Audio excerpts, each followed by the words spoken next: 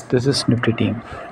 Guys, இந்த வீடியோவில் நம்ம என்ன பார்க்க போகிறோம் அப்படின்னா, இன்றைக்கி நம்மளோட ஜாக்பாட் ஸ்ட்ராட்டஜியை வச்சும் நம்மளோட அட்வான்ஸ் லெவலை வச்சும் இன்றைக்கி மார்க்கெட்டில் எப்படி அக்யூரேசியாக ட்ரேட் எடுத்துருக்கலாம் அப்படின்ற எஜுகேஷனல் வீடியோ தான் பார்க்க போகிறோம். வீடியோக்குள்ளே போகிறதுக்கு முன்னாடி இந்த வீடியோ யூடியூப்பில் யாரும் இப்போ தான் புதுசாக பார்க்குறீங்க அப்படின்னா, நீங்கள் ஆப்ஷன் ட்ரேடராக இருந்தால் கண்டிப்பாக நீங்கள் நம்மளோட யூடியூப் சேனல் கீழே இருக்க டெலகிராம் சேனலில் ஜாயின் பண்ணிங்க. அப்போ தான் நம்ம போடுற செல்லர்ஸோட ரியல் பிஇபி லெவல், செல்லர்ஸோட ரியல் சப்போர்ட் ரெசிஸ்டன்ஸ் எல்லாம் உங்களுக்கு ஃப்ரீயாக கிடைக்கும். காய்ஸ், அது மட்டும் இல்லாமல் நம்ம ஒரு வீடியோ கோர்ஸ் கொடுத்துக்கிட்ருக்கோம். இந்த வீடியோ கோர்ஸில் என்ன இருக்கும் அப்படின்னு கேட்டிங்கன்னா, இந்த அட்வான்ஸ் லெவலில் வச்சு எப்படி இன்ட்ராடெல்லாம் அக்யூரேசியாக ட்ரேட் எடுக்கிறது, நம்ம ஜாக்பாட் ஸ்ட்ராட்டஜியை வச்சு இன்ட்ராடெல்லாம் எப்படி அக்யூரேசியாக ட்ரேட் எடுக்கிறது அப்படின்றத பற்றி தான் இருக்கும். இதில் எந்த ஒரு இண்டிகேட்டரோ, எந்த ஒரு நியூஸ் பேஸ்டோ, எந்த ஒரு ஆப்ஷன் செயின் கால்குலேஷனோ எதுவும் இருக்காது. ஓகேங்களா? முழுக்க இது செல்லர்ஸோட மார்க்கெட் அப்படின்றதுனால செல்லர்ஸ் எங்கெங்கெல்லாம் லாஸ் ஆகிறாங்க, எங்கெங்கெல்லாம் ப்ராஃபிட் புக் பண்ணுறாங்க, எங்கெங்கெல்லாம் பொசிஷனை விட்டு எக்ஸிட் ஆகிறாங்க, அந்த மாதிரி இடத்த நம்ம ஐடென்டிஃபை பண்ணி அதை ஒரு ஸ்ட்ராட்டஜியாக பில்டப் பண்ணி நம்ம கொடுத்துருக்கோம். ஓகேங்களா? இது கற்றுக்கணும்னு நினைக்கிறவங்க, வாங்கணும்னு நினைக்கிறவங்க கண்டிப்பாக நம்ம டெலகிராம் சேனலில் டிஸ்கிரிப்ஷனில் நம்ம காண்டாக்ட் லிங்க் இருக்குது. அதில் வந்து நம்மளை காண்டாக்ட் பண்ணலாம். ஓகே காய்ஸ், இன்றைக்கி மார்க்கெட்டில் நம்ம ஸ்ட்ராட்டஜி வச்சு எப்படி என்ட்ரி எடுத்துக்கலாம்னு பார்க்கலாம். காய்ஸ், இன்றைக்கி மார்க்கெட் எங்கே ஓப்பன் ஆச்சு அப்படின்னு கேட்டிங்கன்னா 24,940 பக்கமாக ஓப்பன் ஆச்சு. ஓப்பன் ஆன ஒரு 10 நிமிஷம் இல்லைனா ஒரு 15 நிமிஷம் கழிச்சா என்ட்ரி எடுப்போம். மார்க்கெட் ஒரு 15 நிமிஷத்தில் எங்கே இருந்தது அப்படின்னு கேட்டிங்கன்னா 24,910, அதாவது ஓப்பனுக்கு கீழே. ஓகேங்களா? எப்போவுமே ஒரு ஓப்பனுக்கு மேலே இருந்தால் பாசிட்டிவ், ஓப்பனுக்கு கீழே இருந்தால் நெகட்டிவ் அப்படின்ற மாதிரி நம்ம ஜட்ஜ் பண்ணுவோம். ஓகேங்களா? ஆக்சுவலாக மார்க்கெட் ஓப்பனுக்கு கீழே இருந்தாலும் இன்சைட் மார்க்கெட் வேறு, அதாவது எஸ்டர்டே ஐயும் பிரேக் ஆகலை, எஸ்டர்டே லோவும் பிரேக் ஆகலை. ஓகேங்களா? ஒரு இன்சைட் மார்க்கெட் அப்படின்னாலே ரெண்டு சைடும் ப்ரீமியத்தை கரைக்கிறது தான் செல்லர்ஸோட வேலை. ஓகேங்களா? எப்போதுமே இன்சைட் மார்க்கெட்டில் புட்டு கால் ரெண்டு பேருமே பர்ஃபார்ம் பண்ணுவாங்க. ஏதாச்சும் ஒரு சில மார்க்கெட்டில் தான் ஒன் சைடாக போயிட்டே இருக்கும். ஓகே, இன்சைடாக ஓப்பன் ஆகி ஒன்று ஐயை பிரேக் பண்ணி மேலே போயிட்டே இருக்கும், இல்லை லோவை பிரேக் பண்ணி கீழே போயிட்டே இருக்கும். ஓகேங்களா? பெரும்பாலும் இந்த மாதிரி நடக்காது. பெரும்பாலும் ரெண்டு ஐ லோக்குள்ளேயே தான் மார்க்கெட்டை வச்சு கரைப்பானுங்க. ஓகேங்களா? இதை ஃபஸ்ட்டு புரிஞ்சுக்கணும். ஓகேங்களா? ஓகே, நம்ம இதில் எப்படி எடுப்போம் என்ட்ரி அப்படின்னு கேட்டிங்கன்னா, நம்ம ஒரு 15 நிமிஷத்தில் மார்க்கெட் எங்கே இருக்கோ, இப்போ 24,900 மார்க்கெட் இருக்குது அப்படின்னும்போது உங்களுக்கு இந்த மணி யார் இதில் அப்படின்னு கேட்டிங்கன்னா, ஆக்சுவலாக வந்து பார்த்திங்கன்னா 24,850 கால், 24,800 கால். ஓகேங்களா? மேலே பார்த்தீங்கன்னா 24,950 புட்டு, 25,000 புட்டு. ஓகேங்களா? ஆக்சுவலாக வந்து நம்ம ரெண்டு ப்ரீமியத்தையும் தான் செக் பண்ணுற மாதிரி இருக்கும். ஏன் அப்படின்னா, மார்க்கெட் இன்சைடு, இன்னொன்று ஓப்பனுக்கு கீழே நெகட்டிவாக இருக்குது. ஆக்சுவலாக வந்து நம்ம ரெண்டு கால் புட், ரெண்டு இந்த மணி ப்ரீமியத்தையும் வச்சு எது இதில் பர்ஃபார்ம் பண்ணுறதுக்கு ஈஸியாக இருக்கோ, எது நம்ம ஸ்ட்ராட்டஜியில் இருக்கோ அதை வச்சு தான் நம்ம ட்ரேட் எடுப்போம். ஓகேங்களா? ஓகே, அந்த டைமில் இந்த மணி புட் ஆப்ஷன் வந்து பார்த்திங்கன்னா 24,900. மார்க்கெட் வந்து பார்த்திங்கன்னா ஓப்பனுக்கு கீழே இருந்தால் புட் ஆப்ஷன் ஓப்பனுக்கு மேலே இருக்கணும். ஆக்சுவலாக மார்க்கெட் வந்து எப்படி ப்ரீவியஸ் க்ளோஸ் கீழே ஓப்பனுக்கு கீழே நெகட்டிவாக இருக்கோ, அதே மாதிரி புட் ஆப்ஷன் வந்து ஆப்போசிட்டாக பாசிட்டிவாக இருக்கணும். அது மாதிரி இருக்குதா அப்படின்னு பார்த்தா கண்டிப்பாக புட் ஆப்ஷன் அப்படி தான் இருந்தோம். ஓகேங்களா? இது வந்து ஆக்சுவலாக வந்து பார்த்திங்கன்னா, இவன் இந்த இடத்துல வந்து இந்த மாதிரி செட்டப் வந்து ஆக்சுவலாக இது வந்து நம்மளோட ஜாக்பாட் ஸ்ட்ராட்டஜியில் வராது. இன்சைட் மார்க்கெட்டில் வந்து பார்த்திங்கன்னா ஆக்சுவலாக வந்து ஏதாச்சும் ஒரு அட்வான்ஸ் லெவல் மீட் ஆகி போனால் தான் நம்ம எடுக்க முடியும். ஓகேங்களா? இது வந்து ஒரு ரெகுலர் என்ட்ரியில் தான் வரும் இது. ஓகேங்களா? இந்த என்ட்ரியை எடுக்காமல் அவாய்ட் பண்ணிவிட்டு, எப்படியா இருந்தாலும் இவன் பர்ஃபார்ம் பண்ணான் அப்படின்னா ஐயை தாண்ட போகிறதில்ல. அப்போது இவன் ஐ வரைக்கும் போயிட்டு ரிட்டர்ன் ஆகும்போதோ, இன்னொன்று இவன் எந்த அட்வான்ஸ் லெவலையும் மீட்டும் ஆகலை. ஓகேங்களா?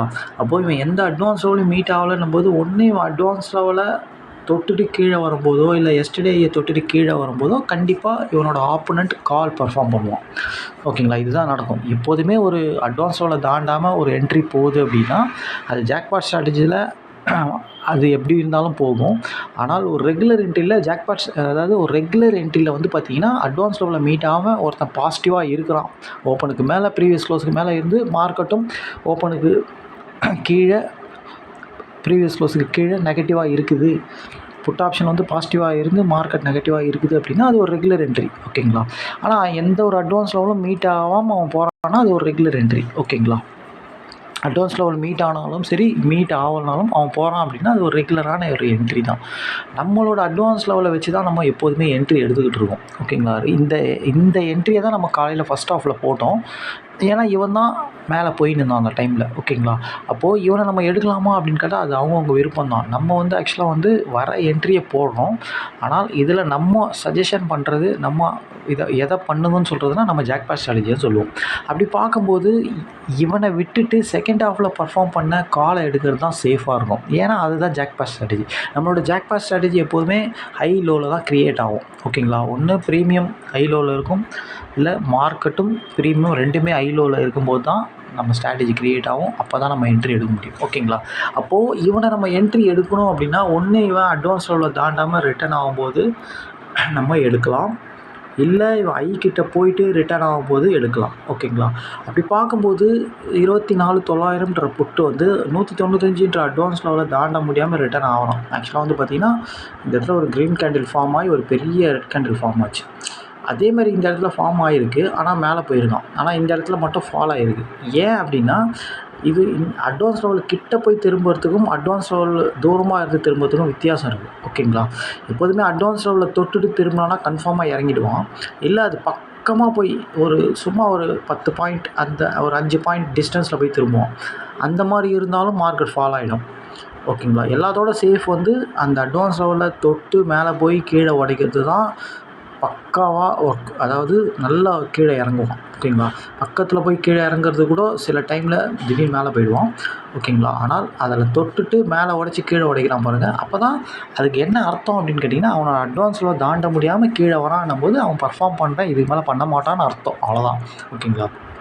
அந்த டைமில் தான் நம்ம அப்போ அந்த டைமில் என்ன நடக்கும் அப்படின்னா புட் ஆப்ஷன் மேலே போச்சுன்னா கால் ஆப்ஷன் கீழே வருவான். ஓகேங்களா? அப்போ கால் ஆப்ஷன் எஸ்டர்டே லோ கிட்டே இருப்பான். அப்போது நம்ம ஜாக்பாட் ஸ்ட்ராட்டஜி அங்கே க்ரியேட் ஆகும். ஓகேங்களா? அப்போது அவனை எடுக்கலாம். ஓகேங்களா? அதனால் செகண்ட் ஹாஃபில் க்ரியேட் ஆன ஜாக்பாட் ஸ்ட்ராட்டஜி எடுக்கிறது தான் சேஃப். ஓகேங்களா? இந்த என்ட்ரியை எடுக்கிறதும் எடுக்காததும் அவங்க இஷ்டம். ஆனால் இவன் பாயிண்ட்டு கொடுத்துருக்கான். ஆனால் நம்ம ரெகுலர் என்ட்ரி எடுக்கிறது இல்லை, ஜாக்பாட் ஸ்ட்ராட்டஜி மட்டும் தான் எடுக்கிறோம். அதனால் நிறைய பேர் இதை அவாய்ட் பண்ணிட்டு செகண்ட் ஆஃப் ட்ரேட் தான் எக்ஸிக்யூட் பண்ணியிருக்காங்க. ஓகேங்களா? ஓகே. அப்படி பார்க்கும்போது ஆக்சுவலாக 24,800ன்ற இந்த மணி கால் ஆப்ஷன் தான் அப்போது அங்கே இந்த மணியாக இருந்தான். நீங்கள் நல்லா பாருங்கள், அந்த டைமில் க்ளீனாக பாருங்கள், இவன் எஸ்டர்டே லோ கிட்டே இருக்குது. இந்த இடத்துல பக்கத்தில் வந்து மேலே போய்ட்டு கீழே வந்துருக்கான். இந்த இடத்துல நிறைய பேர் எடுத்திருப்பாங்க. அது மாதிரி எடுக்கக்கூடாது. ஏன் அப்படின்னு கேட்டிங்கன்னா அது பக்கமாக அதில் தொட்டுட்டு இருக்கணும் மார்க்கெட். ஒன்று அதை கீழே உடைச்சி மேலே உடைக்கும்போது எடுத்தால் சேஃப். ஓகேங்களா? இல்லை இதுலேயே சஸ்டெயின் ஆகணும், இல்லை இவனோட ஆப்போனண்ட் போய் அட்வான்ஸ் லெவலில் தொட்டு இருக்கணும், இல்லை அது பக்கமாக இருக்கணும். ரொம்ப லாங்கில் இருக்கும்போது இவன் லோ வரான் அப்படின்னா எடுக்கக்கூடாது. ஓகேங்களா? அப்போ தான் சேஃபாக இருக்கும். ஓகேங்களா? அப்போது இவன் எங்கே வந்து தொட்டிருக்கான் பாருங்கள், இங்கே தான் வந்து தொட்டிருக்கான். எஸ்டர்டே லோ வந்து கீழே உடச்சி அடுத்த கேண்டிலே மேலே வந்துட்டான் பாருங்கள். இங்கே தான் என்ட்ரியே நம்மளுக்கு. ஓகேங்களா? அந்த டைமில் பார்த்தீங்க அப்படின்னா எக்ஸாக்டாக வந்து இவனோட ஆப்போனண்ட் ஃபஸ்ட் ஹாஃபில் பர்ஃபார்ம் பண்ண புட் ஆப்ஷனும் அட்வான்ஸ் லோ தாண்ட முடியாமல் ஒரு பெரிய கேண்டில் கீழே உடச்சிட்டான். ஓகேங்களா? அப்போது இங்கே தான் நீங்கள் என்ட்ரி எடுக்கணும். எஸ்டர்டே லோவை நம்ம ஒரு லெவலாக கன்சிடர் பண்ணி ஒரு அட்வான்ஸ் லெவலாக வச்சு கூட எடுக்கலாம். ஜாக்பாட் ஸ்ட்ராட்டஜியை பொறுத்த வரைக்கும் yesterday low, yesterday high, open price இது மூணுத்தையுமே நம்ம லெவலாக வச்சு எடுக்க முடியும். ஓகேங்களா? அவனோட சொந்த லோ ஐ ஓப்பனை வச்சு எடுக்கலாம். ஓகேங்களா? ஓகே. அப்போது 178, 180 தான் நம்மளுக்கு என்ட்ரி. கரெக்டாக இவன் பார்த்தீங்கன்னா 230 வரைக்கும் போயிருக்கான். அவ்வளோ தூரம் போவானான்றதுலாம் நம்மளுக்கு தெரியாது. ஓகேங்களா? நம்ம ஃபஸ்ட்டு 15 பாயிண்டில் வெளியே வந்துட்டு இங்கே வந்து ட்ரைலிங் ஸ்டாப் லாஸ் போட்டுட்டு அடுத்த 15 பாயிண்ட் போனால் புக் பண்ணிவிடுவோம். இப்படி தான் நம்ம பண்ணுவோம். ஓகேங்களா? அதுக்கப்புறம் மார்க்கெட் எப்படி போனாலும் நம்மளுக்கு கவலை கிடையாது. அவன் நல்லா பர்ஃபார்ம் பண்ணி மேலே போனாலும் சரி, இல்லை பாதிலேயே கீழே வந்து இதை உடச்சாலும் சரி, நம்மளுக்கு அது கேரே பண்ணக்கூடாது. நம்மளுக்கு தேவை அந்த 15 பாயிண்டில் தான் நம்ம கான்சன்ட்ரேட்டே இருக்கணும். ஓகேங்களா? அப்போது செகண்ட் ஹாஃபில் இவனை ஏன் எடுக்கிறோம் அப்படின்னா ஃபஸ்ட் ஹாஃபில் பர்ஃபார்ம் பண்ண புட்டு ஓப்பனுக்கு மேலே ப்ரீவியஸ் க்ளோஸுக்கு மேலே ஸ்ட்ராங்காக இருந்தாலும் எப்போவுமே ஓப்பனுக்கு மேலே ப்ரீவியஸ் க்ளோஸுக்கு இருக்கிறவனா கரைக்க மாட்டாங்க. ஓப்பனுக்கு கீழே ப்ரீவியஸ் க்ளோஸுக்கு கீழே இருக்கிறவனா தான் கரைப்பாங்க. ஆனால் அவன் வந்து அட்வான்ஸ் லெவலில் தாண்டி மேலே போக முடியாமல் கீழே வரான் பாருங்கள், அதுதான் அங்கே விஷயமே. இன்னொன்று இன்சைட் மார்க்கெட். ஓகேங்களா? அதை தாண்ட முடியாமல் கீழே இறங்கும்போது அப்போ அவன் பெரிய கரைய போகுதுன்னு அர்த்தம். ஓகேங்களா? கரெக்டாக இவன் பாருங்கள் எஸ்டர்டே லோவில் வந்து சப்போர்ட் எடுக்கிறான். ஓகேங்களா? அதனால தான் இவன் ஓப்பன் வரைக்கும் போகிறான். ஓகேங்களா? இவன் ஓப்பன் வரைக்கும் போயிட்டு அங்கேருந்து ரிட்டர்ன் ஆகிறான். எவ்வளோ அருமையான விஷயம் பாருங்கள். அப்போ இவன் வந்து எஸ்டர்டே ஐயும் தாண்டலை, ஓப்பனையும் தாண்டலை. இவன் கீழே வரும்போது திருப்பியும் புட்டு பர்ஃபார்ம் பண்ணுவான். ஏன்னா இவன் ஐயை உடைக்கல, ஓப்பனையே தாண்டலை. அப்போது புட்டு வந்து கண்டிப்பாக வந்து 25,000 புட்டு வந்து கண்டிப்பாக ஒரு ஒரு டீசென்ட் ப்ராஃபிட் கொடுத்துருமா. இந்த பாருங்க க்ளீனாக கொடுத்துருக்காங்க பாருங்க. அதாவது எஸ்டர்டே லோ இதுதான். எங்கே வந்து திரும்பலாம் பாருங்கள். அதாவது நீங்கள் அந்த செகண்ட் ஆஃப் என்ட்ரி எடுக்கலனா கூட சரி, மார்க்கெட்டை வந்து நம்ம ஸ்ட்ராட்டஜியை புரிஞ்சிக்கணும். ஓகேங்களா? ஐக்கு அதாவது இன்சைடில் இருக்கிறவன் எப்படியா இருந்தாலும் ஐயை உடைக்க மாட்டான். ஓப்பனுக்கு கீழே இருக்கிறவன் எஸ்டர்டே கீழே இருக்கிறவன் உடைக்க மாட்டான். ஆனால் பர்ஃபார்ம் பண்ணான் அப்படின்னா நம்ம ஸ்ட்ராட்டஜி பிரகாரம் பர்ஃபார்ம் பண்ணால் மேக்ஸிமம் அது வரைக்கும் போவான். அப்போது அவன் அங்கே போய் திரும்பும்போது திருப்பியும் ஆப்போனண்ட்டை நம்ம எடுக்கலாம். என்ட்ரியே காலையிலேருந்து எடுக்காதவங்க சொல்கிறேன் நான். ஓகேங்களா? ஆல்ரெடி செகண்ட் ஹாஃபில் எடுத்து ப்ராஃபிட் பண்ணவங்க கால் ஆப்ஷனாக திருப்பி இதை எடுக்க தேவையில்லை. ஆனால் ஃபஸ்ட் ஹாஃபில் எடுக்கிற செகண்ட் ஹாஃப் எடுக்கணும், இவங்க கண்டிப்பாக இதை எடுத்து ப்ராஃபிட் பண்ணலாம். பாருங்கள் எங்கே வந்து திரும்புகிறாங்க. ஏன் இவன் திரும்புகிறான்? சேம் இதே கான்செப்ட் தான். ஓகேங்களா?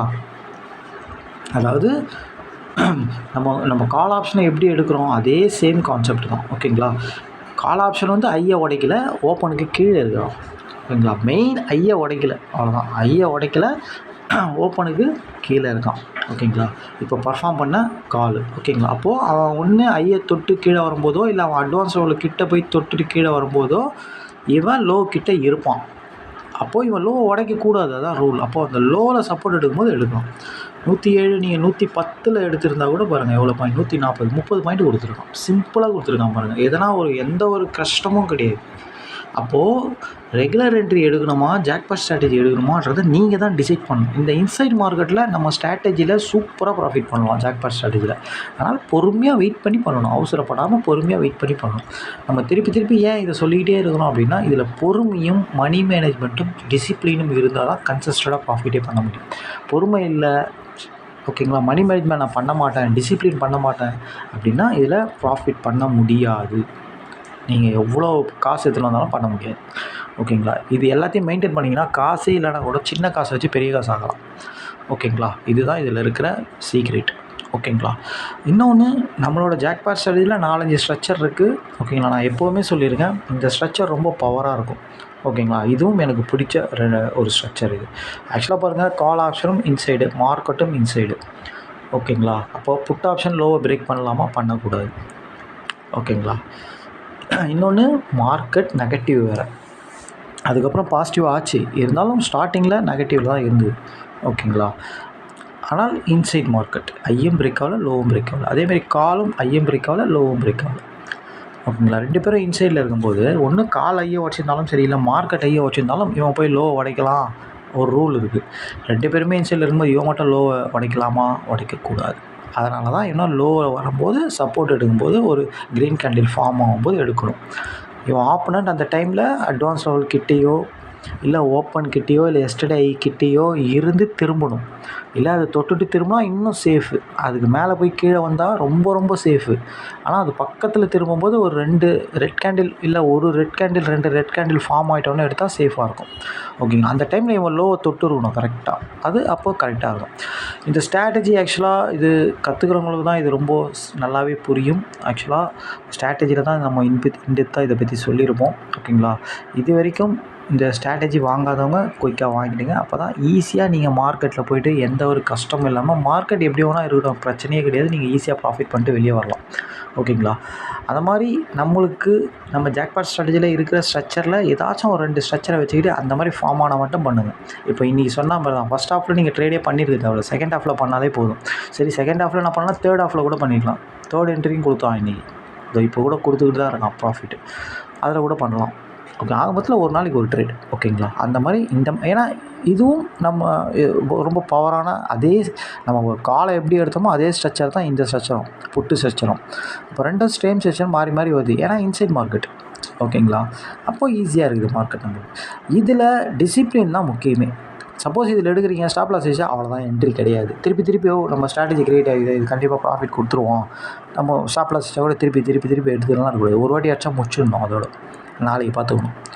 ஓகேங்களா? அப்போ தான் அது கரெக்டாக இருக்கும். ஏன்னா 100% ஸ்ட்ராட்டஜி உலகத்திலே கிடையாது, 80% தான் நடக்கும், நடக்காமையும் போகலாம். ஆனால் 80% நடக்க தான் சான்ஸ், 20% நடக்காமையும் போகலான்னும் போது நம்ம அந்த மணி மேனேஜ்மெண்ட் டிசிப்ளின் அதை கண்டிப்பாக ஃபாலோ பண்ணி தான் ஆகணும். ஓகேங்களா? அதுதான் ரொம்ப இது நம்மளோட சக்ஸஸ்க்கு அதுதான் ரொம்ப முக்கியமான விஷயமே. ஓகேங்களா? ஓகே காய்ஸ், இன்றைக்கி மார்க்கெட் ரொம்ப சிம்பிள் தான். இன்சைட் மார்க்கெட் 2 சைடும் ஆடுன்றது நம்மளுக்கு தெரியும். 2 சைடும் நம்ம ஜாக்பாட் ஸ்ட்ராட்டஜி சூப்பரான ப்ராஃபிட் கொடுத்தோம். ஓகேங்களா? ஆனால் 3வது என்ட்ரி நம்ம போடலை. திருப்பியும் போட்டு பர்ஃபார்ம் பண்ணதை ஜாக்பாட் ஸ்ட்ராட்டஜியில் தான் பர்ஃபார்ம் பண்ணோம். ஆனால் நம்ம போடலை இதை. ஏன் அப்படின்னா, ஒரு நாளைக்கு ஒரு என்ட்ரி தான் நம்ம ஜாக்பாட் ஸ்ட்ராட்டஜியில் நம்ம போடணும்.